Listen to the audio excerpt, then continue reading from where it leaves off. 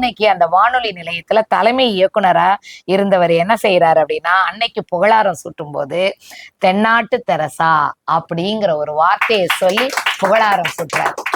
தென்னாட்டு தெரசா அப்படின்னு சொல்லி அன்னை தெரசாவுக்கு இணையா நம்ம அன்னை வீரம்மாளை புகழாரம் சூட்டி அவங்களுக்கு பணி ஓய்வை கொடுத்து அனுப்புறாங்க.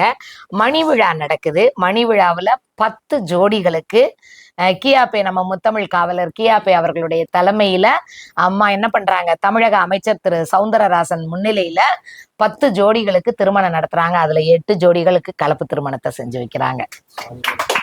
எப்படி எவ்வளவு புதுமைகள் தொடர்ந்து செஞ்சுக்கிட்டே இருக்கிறாங்க. அடுத்து 80வது ஆண்டு முத்து விழா, சங்கத்தோடைய 50வது ஆண்டு பொன் விழா, அதுவும் சிறப்பா நடக்குது. அந்த நேரத்துல அவங்களுக்கு நிறைய நன்கொடைகள் கிடைக்குது. அகில இந்திய தொழில் வர்த்தக சம்மேளனம் 11,000 கொடுக்குறாங்க. மத்திய அரசு ஒரு 30,000 பணம் கொடுக்குறாங்க. இந்த மாதிரி நிறைய கிடைக்குது. எல்லாத்தையுமே அவங்க இதுக்குதான் போட்டுக்கிறாங்க. இப்ப அன்னைக்கு கிடைச்ச அவங்களுக்கு என்ன மாதிரியான விருதுகள், பட்டங்கள்